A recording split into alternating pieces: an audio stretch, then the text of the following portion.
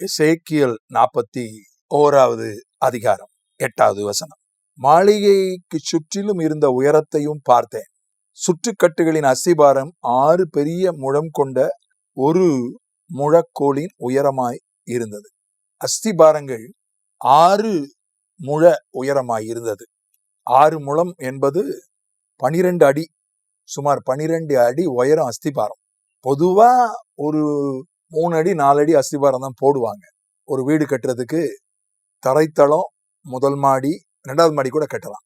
4 அடி 3 அடி தான் போடுறது வழக்கம். ஆனா இங்க 12 அடி அஸ்திபாரம் போடப்பட்டது.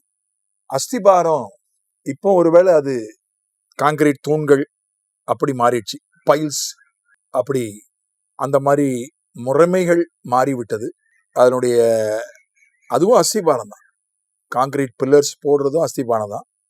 அஸ்திபாரம் அப்படின்றது அது வாழ்வு என்றாலும் சரி, ஊழியம் என்றாலும் சரி, அஸ்திபாரம் என்பது மிகவும் முக்கியமான ஒரு விஷயம். வேத புஸ்தகத்துல 1 கொரிந்தியர் 3:11 ஆவிக்குரிய வாழ்க்கையின் ஊழியத்தின் அஸ்திபாரத்தை குறித்து நாம் வாசிக்கிறோம். போடப்பட்டிருக்கிற அஸ்திபாரமாகிய இயேசு கிறிஸ்துவை அல்லாமல் வேற அஸ்திபாரத்தை போட ஒருவனாலும் கூடாது. அதனால இயேசு கிறிஸ்து தான் அஸ்திபாரம், வேற எதுவும் அஸ்திபாரம் கிடையாது. அவர் ரொம்ப நல்லவர், அவர் ரொம்ப இரக்கம் உள்ளவர். நான் சொல்றது மனிதனை, இந்த மனுஷன் நல்லவன், அந்த மனுஷன் இரக்கம் உள்ளவன், அந்த மனுஷன் ரொம்ப மனசாட்சிப்படி வாழ்றவன், அந்த மனுஷன் எல்லாத்தையும் ஏத்துப்பாரு, எல்லாத்தையும் அரவணைச்சு போவாரு. அதனால அதுல இருந்து ஆரம்பிக்கலாம். ஆரம்ப புள்ளி வேணுமானால் அதுவா இருக்கலாம். ஆனால் அஸ்திபாரம் இயேசு கிறிஸ்து தான் அஸ்திபாரம்.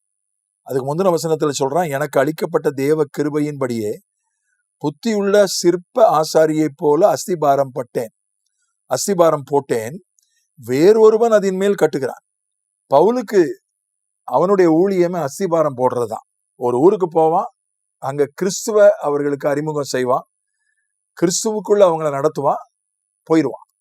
அதுக்கப்புறம் அதான் சொல்றான், நான் நட்டேன், அப்பல்லோ நீர் பாய்ச்சினான். அப்ப அதுக்கு மேல அப்பல்லோ போன்றவர்கள் கட்டினார்கள், கட்டி எழுப்பினார்கள். தீத்து போன்றவர்கள், தீமுத்தை போன்றவர்கள், அதில் அவங்களெல்லாம் அனுப்புவான், அவங்களெல்லாம் விட்டுட்டு வருவான். அல்லது ஆங்காங்கே லீதியாள் போன்றவர்களை மக்கெதோனியாவில் லீதியாளை விட்டுட்டு வந்தான், அவங்க அதுக்கு மேல கட்டுவாங்க. அந்த பவுல் சொல்றான், ரோமர் 15:21 பவுல் சொல்றான், நான் மற்றொருவனுடைய அஸ்திபாரத்தின் மேல் கட்டாதபடி கிறிஸ்துவின் நாமம் சொல்லப்பட்டிராத இடங்களில் சுவிசேஷத்தை அறிவிக்கும்படி நாடுகிறேன். மற்றொருவனுடைய அஸ்திபாரத்தின் மேல கட்டுறதுல எனக்கு நாட்டம் இல்லை. ஆண்டவர் அறியாத இடங்களில் போய் சுவிசேஷம் சொல்லணும், அங்க போய் அஸ்திபாரம் போடணும் என்று அவன் சொல்லுகிறான். பயானியரிங் மினிஸ்ட்ரி, அதாவது அப்படிப்பட்ட ஒரு முன்னோடியாக ஊழியம் செய்தல் என்று சொல்லலாம். பயானியரிங் மினிஸ்ட்ரி.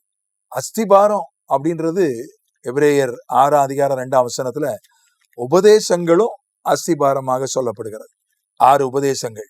1:2 எபிரேயர் 6 மனம் திரும்புதல், விசுவாசம், ஸ்நானங்கள், கைகளை வைக்குதல், உயிர்த்தெழுதல், நியாய தீர்ப்பு, 6 என்பவைகளாகிய அஸ்திபாரம். இது அடிப்படையான போதனைகள். நம்முடைய ஆவிக்குரிய வாழ்க்கையில அஸ்திபாரம் இருக்கா இல்லையான்னு எப்படி கண்டுபிடிக்கல? முதல்ல ரட்சிக்கப்பட்டிருக்கணும். ரட்சிப்பு ஒரு அஸ்திபாரம், அஸ்திபாரத்தின் ஒரு பகுதி தான். அதுக்கப்புறம் இந்த உபதேசங்கள் இருக்கணும். இந்த 6 உபதேசங்கள் எபிரேயர் 6 சொல்லப்பட்ட இதுதான் அஸ்திபாரம்.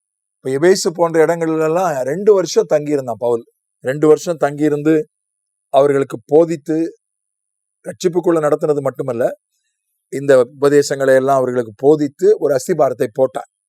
அதனாலதான் அவன் சொல்றான், இன்னொருத்தர் அஸ்திபாரத்து மேல நான் கட்ட மாட்டேன். அதுக்கு என்ன அர்த்தம்?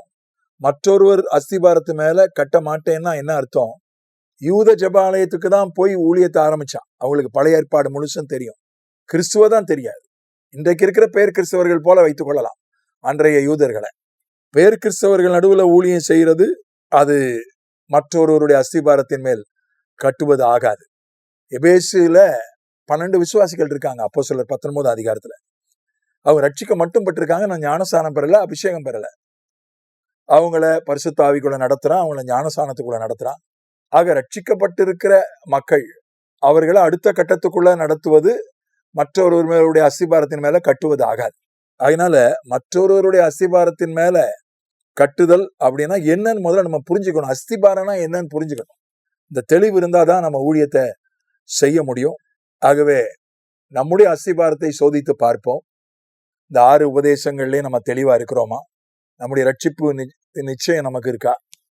நாம் ஊழியம் செய்யும் போது இந்த 7 விஷயங்கள்ல அதுல 6லயே எல்லாம் அடங்கிருது. விசுவாசம், மனம் திரும்புதல், 2 சேர்ந்தா ரட்சிப்பு. அதுக்கப்புறம் ஸ்நானங்கள், கைகளை வைக்குதல், நியாய தீர்ப்பு, உயிர் தெழுதல். இந்த 6ம் சரியா மற்றவர்களுக்கு நாம் போதிக்கிறோமா என்று நாம் ஆராய்ந்து பார்க்க வேண்டியது, உறுதிப்படுத்திக் கொள்ள வேண்டியது அவசியம். அஸ்திபாரம் சரியா இருந்தா எந்த புயலுக்கும், எந்த காற்றுக்கும், எந்த உபத்திரவத்துக்கும், எந்த பாடுகளுக்கும் நிலைச்சு நிற்க முடியும். ஆமென்.